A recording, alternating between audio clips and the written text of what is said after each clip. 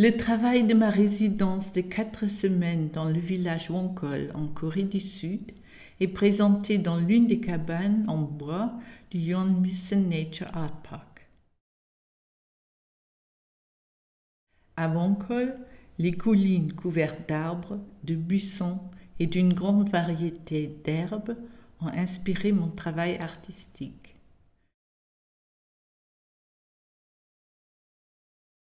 Au début, j'ai observé des feuilles dont la structure me rappelait l'image d'un cerveau. J'en ai recouvert ma tête et j'ai essayé de penser comme un végétal. Plus tard, j'ai réfléchi au rôle protecteur de l'herbe qui recouvre le sol.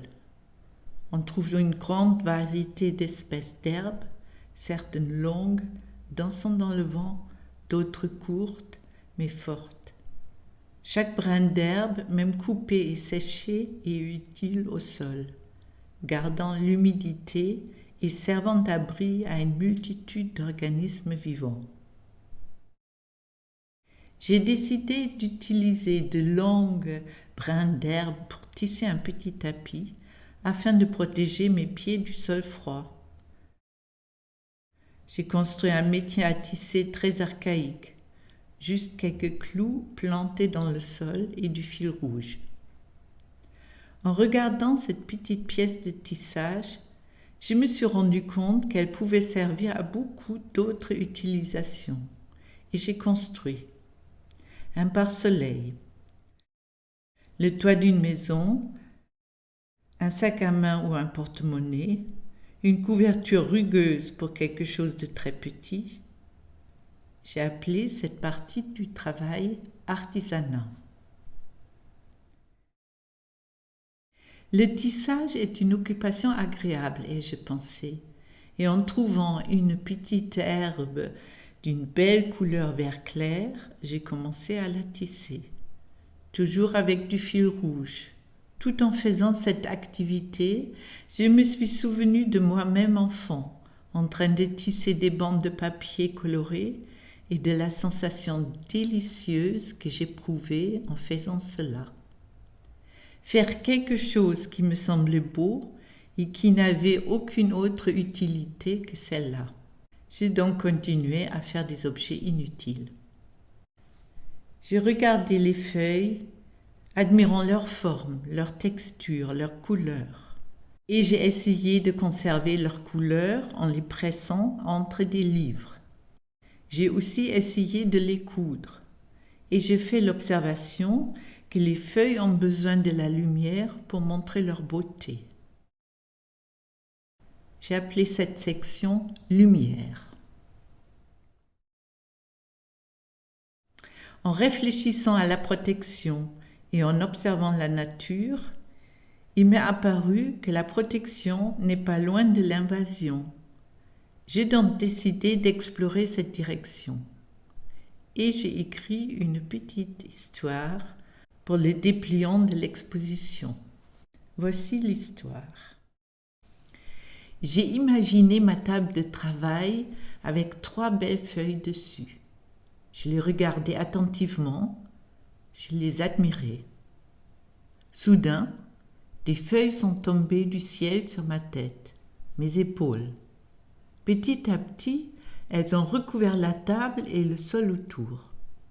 J'avais peur. Allait-elle me recouvrir complètement ? J'ai décidé de me cacher sous la table. De cette position, je pouvais voir des lianes ramper sur le sol, de la porte vers la table, grimper le long des pieds de la table et tomber du plateau, jusqu'à ce que je ne puisse plus rien voir d'autre que des nuances de vert.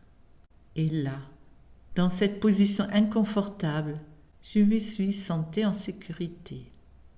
Tout ce vert autour de moi. J'ai respiré le vert. J'ai respiré profondément.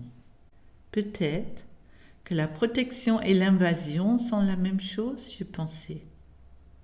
C'est le point de vue qui fait la différence.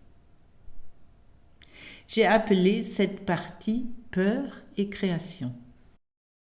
Les feuilles pressées et séchées avaient changé ou perdu leur couleur, mais étaient toujours aussi belles.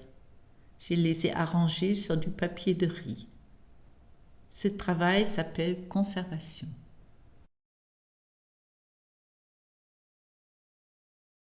Des feuilles et des pierres cousues sur du papier de riz et suspendues à une corde tressée sont pour moi un symbole de spiritualité.